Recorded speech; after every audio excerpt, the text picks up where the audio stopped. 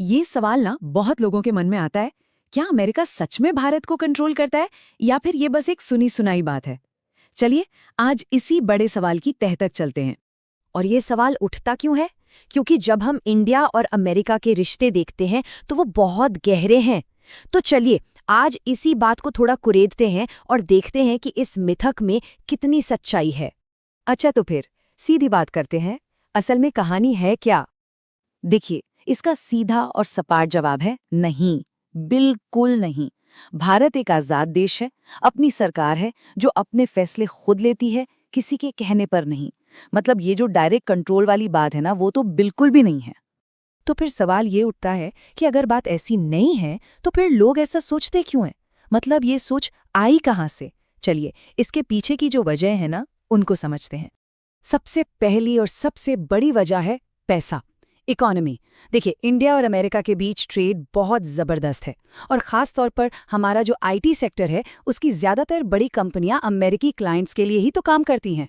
तो एक बहुत तगड़ा इकोनॉमिक कनेक्शन बन जाता है। अच्छा, दूसरी वजह है टेक्नोलॉजी। सोचिए ज़रा, गूगल, एप्पल, मेटा, ये सारी की सारी अमेरिकी कंपनियां हैं और आज भारत के डिजिटल वर्ल्ड पर इन्हीं का दबदबा है। हम सब दिन में कितनी ही बार इनके प्रोडक्ट्स इस्तेमाल करते हैं, तो जाहिर है इसका एक असर तो पड़ता ही है।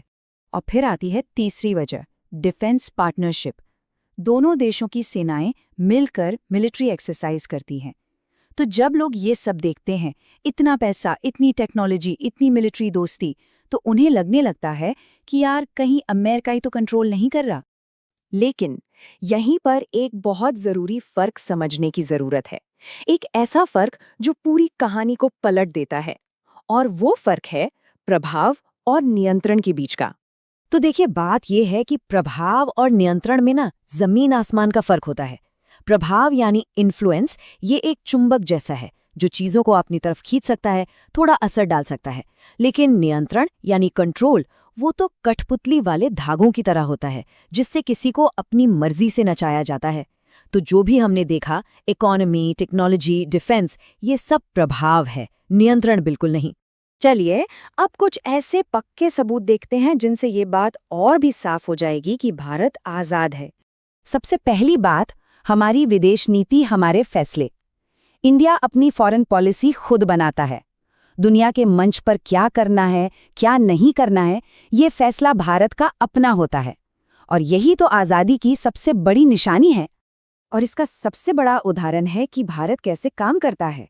वो कई देशों के साथ एक बैलेंस बना के चलता है, सिर्फ अमेरिका के पाले में नहीं रहता।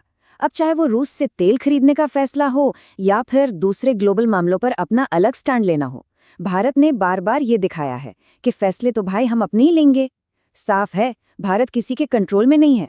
तो इन सारी बातों को समेटे तो आखिरी नतीजा क्या निकलता है? देखिए, निचोड़ बस इतना सा है। अमेरिका का असर यानी इन्फ्लुएंस जरूर है, लेकिन कंट्रोल वो बिल्कुल भी नहीं है। भारत एक मजबूत और पूरी तरह से आज़ाद देश है। तो इस पूरी बातचीत के बाद एक सवाल दिमाग में जरूर आता है और सोचने पर मजबूर भी करता है कि आज की दुनिया में जहां हर देश एक दूसरे से इतना ज्यादा जुड़ा हुआ है, इतनी ज्यादा निर्भरता है, वहां सच्ची आज़ादी का मतलब आखिर है क्या?